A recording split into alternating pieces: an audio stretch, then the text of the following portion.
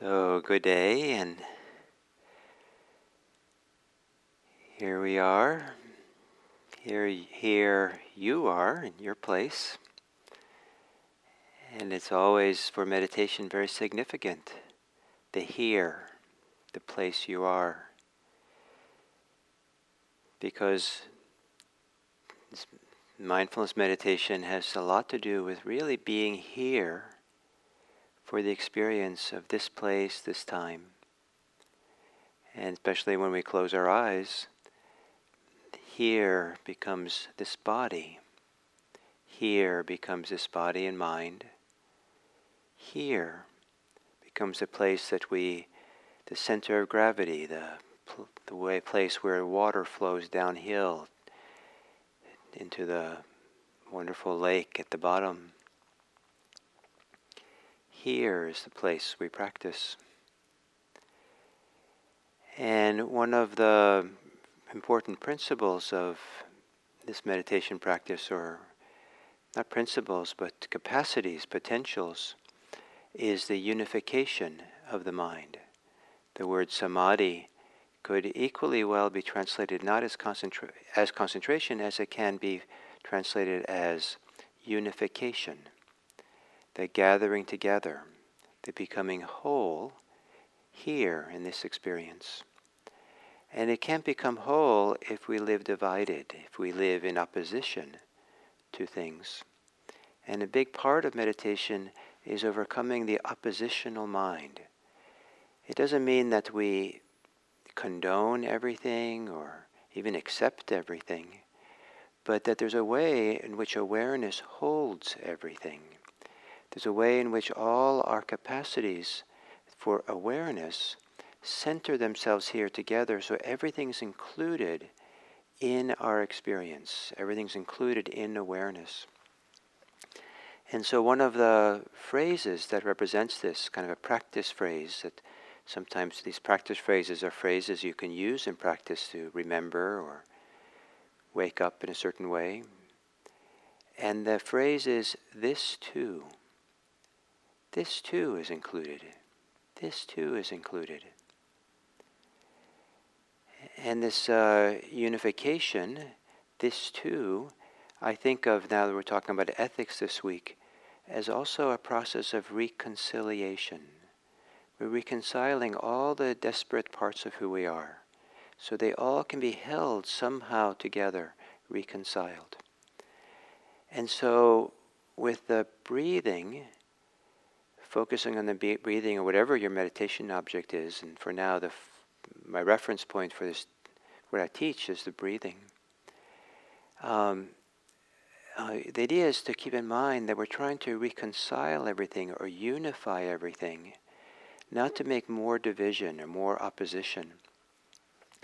So when the mind wanders off in thought, or we get involved in thinking that maybe is a little bit unfortunate or painful, or something that's going on inside, some feelings, some memories, some ideas, the idea is not to kind of set up an oppositional relationship to it, like, oh no, this is bad, this is wrong, I'm wrong, this shouldn't be. Rather, it's the attitude is, oh, this too now needs to be brought in and held together, have a reconciliation, become whole by including this, not by excluding it. And so when the mind wanders off, in this microcosm of practice that we're emphasizing this week, and the mind wanders off, you might have this little thought, oh, this too. Or something happens that you think is unfortunate, or you think shouldn't be happening, or is not what you think you're supposed to do. Turn it around and this too. And then with this too, it doesn't mean you give in to it, but you open to it with the idea that the important thing is not this thing that's happening. The important thing is the moving towards a settled sense of wholeness, of unification, of reconciliation. And perhaps after this too, to whatever is happening that pulled you away, distracted you, then this too to the breathing. And with settling on the breath, then whatever you were doing in your mind that distracted you, let that become involved in breathing.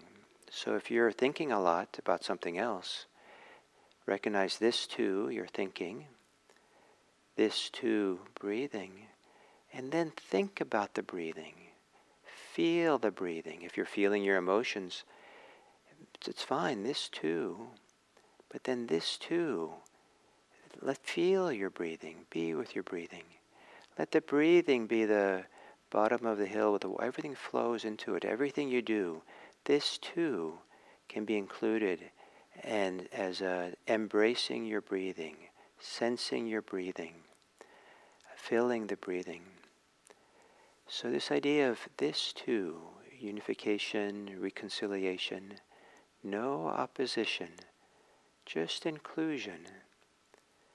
Not the inclusion of condoning or continual preoccupation, but that this too, that creates peace, that creates openness, space, a sense of wholeness. So to take your meditation posture and gently closing your eyes. And perhaps as you sit here now, you can have an image of yourself sitting. Imagine yourself sitting, or meditating, the very thing you're doing. Have an image in your mind or a thought in your mind of yourself meditating. And imagine yourself whole, unified. Maybe there can be an image that represents being whole, a circle, a sphere, a large body of water, a round lake.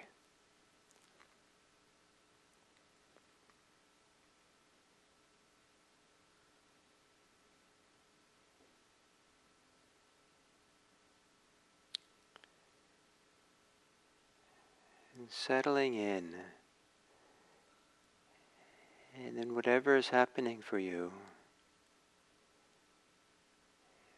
the phrase this too is included in awareness. This too is included in the whole, without getting preoccupied with the parts. Just include it in the sense of wholeness. This too is included in awareness.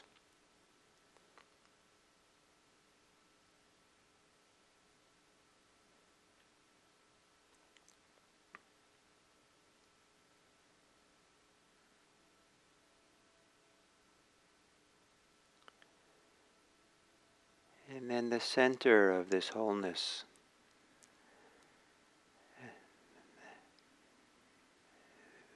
can be your object of meditation. Not to exclude everything, but to be the center of gravity.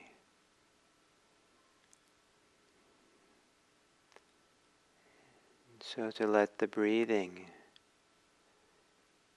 be the place where all things flow, all your thinking, your feeling, your attention.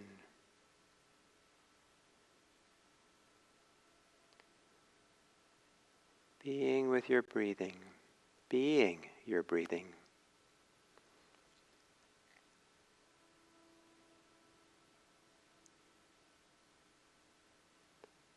And any time you have a sense of opposition or removal, separation from the whole, lovingly, gently, this too,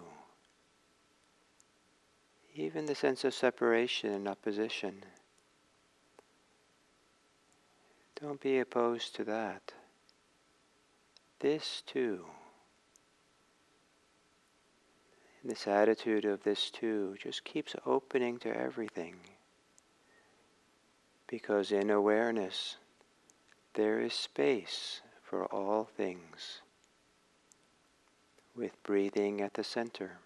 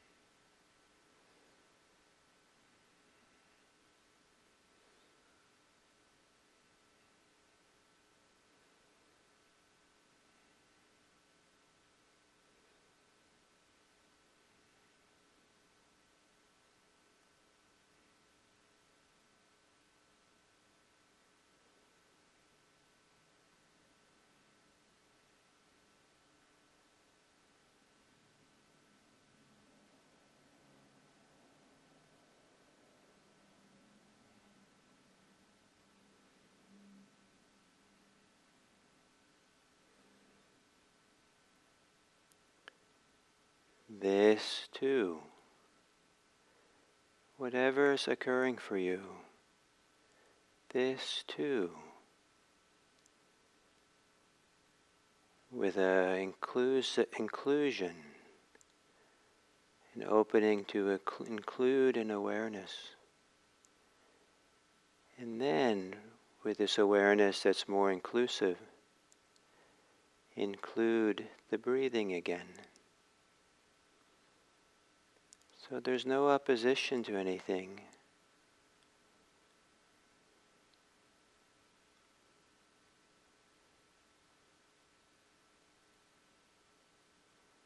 With the breathing at the center, in the larger whole, everything else can be on the periphery.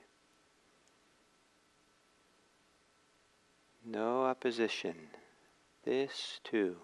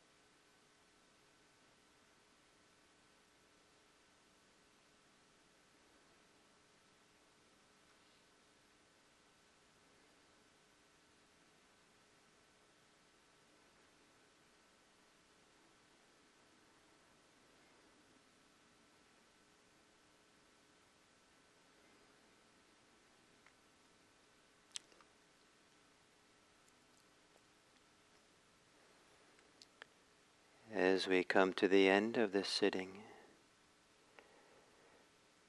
the practice of this too, the practice of non-opposition, of including everything in a whole of awareness, in the wholeness of ourselves, doesn't mean that we agree with everything, agree to everything, but it does mean that the heart doesn't shut off or cut off anyone or anything, that the heart stays open. Awareness is open and aware.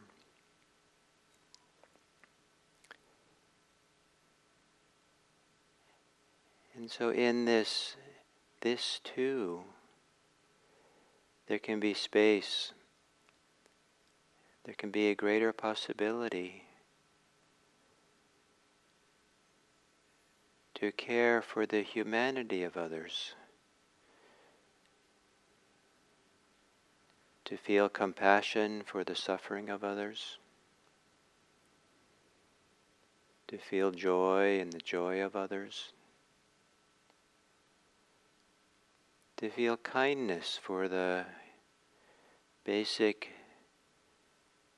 humanity of others.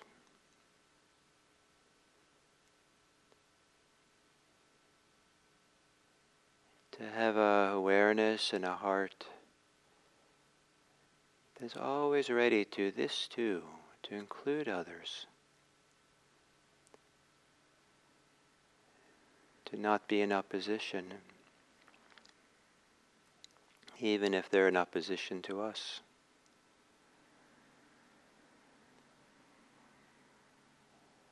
And then to have a basic, it can be simple, goodwill for others, well-wishing.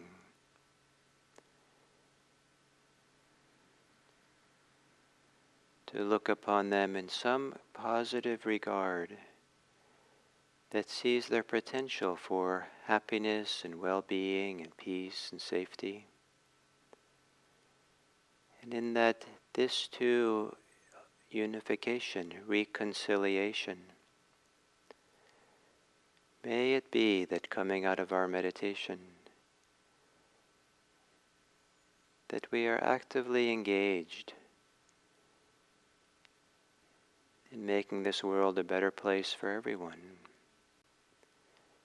May it be that the people we encounter today, talk today, think about today, may it be that they are happy.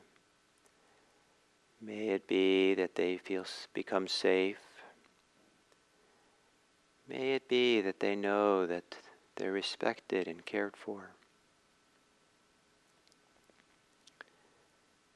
May it be that they know there's someone who is concerned for their fundamental well-being. May all beings be safe. May all beings be happy. May all beings be free. May all beings live on this planet without opposition, as family, as kin.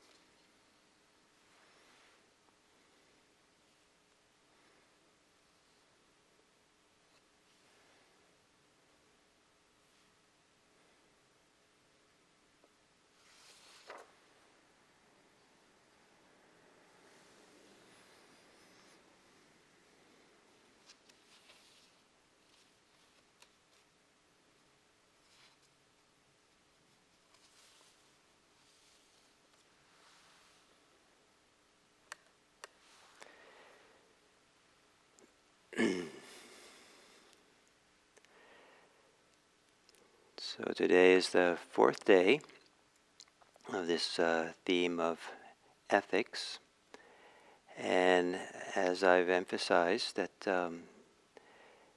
there's not a good match in the Pali language of the Buddha for our English word ethics. And that sila doesn't quite match, because sila has to do with conduct, and ethics often has to do with certainly conduct, but other aspects of it, of like virtue and the principles behind how we act. But sila means action, or refers to action. Some people nowadays, Bhikkhu Bodhi translates it as virtuous conduct. Conduct is actually quite important. And there is this wonderful teaching in the Middle Length Discourse of two Brahmins who come to the Buddha, and they're having a disagreement about what makes a person a Brahmin. Are they born that way? It's kind of like a caste system where they are somehow by birth. That's how they become the top class caste in the society. Or is it by their actions? And the Buddha comes back with a lengthy response where he's very clear that people are defined by their actions, not by their birth, not by their... the Buddha in this teaching was explicit that there's no differentiation between different species, different race, different human beings. That human beings are all one class of beings. And that what differentiates human beings for the Buddha is their actions, what they actually do. And the Buddha repeatedly in the texts will come back over and over again to how are people actually living? And are they living in ways that are causing harm, or are they living ways which are not causing harm? And he answers philosophical questions, metaphysical questions. He answers sociological questions, questions about distinctions within societies, caste distinctions, all kind of going back, how do the people act? What are they doing? And is it, in our English terms, is it ethical or not ethical? And so in this discourse, he says, one is not a Brahmin by birth, nor by birth a non-Brahmin. By action is one a Brahmin. By action is one a non-Brahmin. So here he's redefining Brahmin from being a particular caste of people to being a Brahmin is someone whose actions is ethical. And everyone can be a Brahmin in this kind of teaching. And then he goes on and describes how people are defined by what they do. For people are farmers by farming. By doing crafts are people craftspeople. People are merchants by their acts, by what they do. Some people are robbers because they rob. Soldiers because they soldier. And chaplains because they're chaplaining by their acts, by their action. And people are rulers by their actions. So that is how the truly wise see action as it really is. The wise are skilled in action and in the results of actions. They see the consequence of actions. And then here he says, it's kind of nice, I think it's nice, kind of like in English, sometimes you say, love makes the world go around. In translation, the Buddha said, action makes the world go around. Action makes this generation of people turn. Living beings are bound by action, like the chariot wheel by the pin that keeps it to the axle. Um, by self-control and inner training, by this one becomes a Brahmin. In this supreme Brahmanhood lies. So here again, actions, and it also includes not only physical actions in the world, but the actual inner actions of inner training, of self-control, of developing oneself through practice. And so action makes the world go around. So action is very important, and but it's the measure of action is whether it's causing harm or not, or whether it's skillful or not. And there's a list of 10, what's called 10 skillful actions, or 10 wholesome actions, or if we take the word kusala and translate it as ethics, 10 ethical actions that the Buddha emphasized much more than he emphasized the 5 precepts, for example. The 10 skillful, 10 wholesome actions. These are the 10 unskillful ones, unwholesome ones, are killing, stealing, sexual misconduct, lying, malicious speech, divisive speech, harsh speech, pointless speech, avariciousness, ill will, and wrong view. The skillful ones are abstaining from killing, abstaining from stealing, abstaining from sexual misconduct, abstaining from speaking falsehoods, abstaining from malicious or divisive speech, abstaining from harsh speech, abstaining from pointless chatter, abstaining from avariciousness, abstaining from ill will, and abstaining from wrong view. And this is so important for the Buddha that this is why I think the word kusala, skillful or wholesome, is probably the best, closest to the English word ethics, ethical. And it's such an important, these 10, list of 10 are so important in the Buddha's teaching that he said, doing the 10 skillful actions, this is the Dharma. This is the noble Dharma, and this is the far shore. Some of you might know that both the word noble and the word far shore often are used to represent enlightenment or the goal of practice. And here he's very powerfully saying, acting, living this way, by these 10 ethical ways, this is what the Dharma is. This is what is noble. This is the far shore. And he says the near shore, that what's not the Dharma, what's not noble, is the unskillful 10 actions. And I wanted to emphasize this today because I want to keep bringing this together, that what we might call ethics and what the goal of Buddhist practice is are one and the same, that you can't really be separated. And this attaining the far shore, attaining the noble Dharma, we become ethical, we become these qualities. Someone who is ethically, spiritually mature in Buddhism will naturally live by, it's just who they are. They're not going to kill, they're not going to steal, they're not going to engage in sexual misconduct, they're not going to lie, they're not going to be involved in malicious or divisive speech. They're not going to be involved in harsh speech or pointless chatter, being avaricious and wanting and acquiring and inquiring.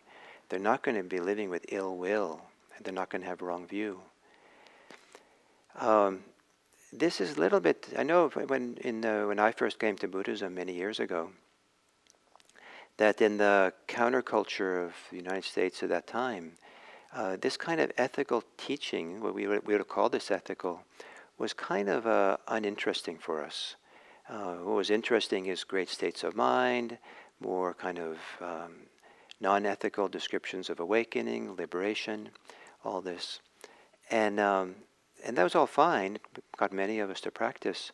But as we practice, as we develop the practice, there becomes inherently a natural tendency to want to live more and more by in ethical ways, what we would call ethical. The Buddha would call it skillful, or wholesome, or healthy ways. And these 10 are partly what defines this healthy and wholesome. And when ethics is associated with purity, he calls these 10 the way to live with purity. He calls them good and bad, abstract terms that is often used to describe ethics. And he calls one conducive towards happiness, the skillful, and the unskillful ones to suffering. He associates some of these with virtues, with inner virtues, so the positive correlation to them. Abstaining from destroying, killing life is correlated with being compassionate for all beings. Avoiding malicious speech is using speech that reunites those who are divided, and promotes friendship. That's how to speak. Abstaining from harsh speech is to speak gently and courteously.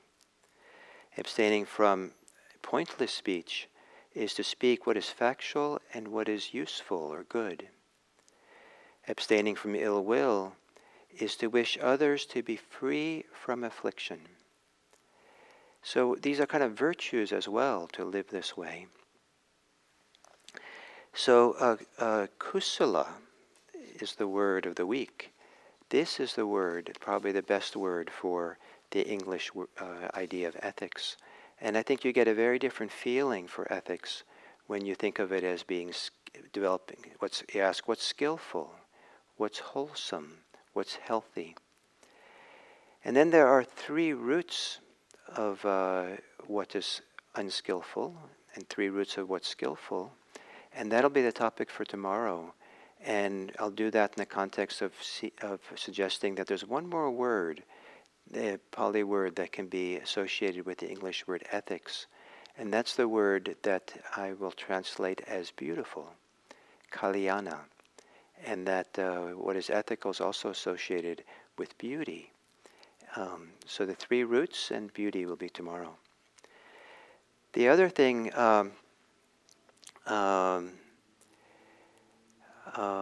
would like to say is that tomorrow, after the teachings here at 7:45, those of you who'd like, we could have another one of these kind of community meetings where we can meet on Zoom, and some of you maybe can ask some questions, but also we can do a breakout groups so that some of you have a chance to talk with each other, maybe about the topic for the week. I can pose some questions, or maybe just to meet some people. It's quite a nice community we're developing over time here on this text, on these mornings.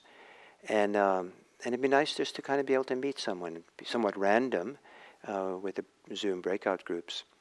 And the Zoom information will be posted on the IMC calendar for the event, tomorrow's morning's 7 o'clock sitting.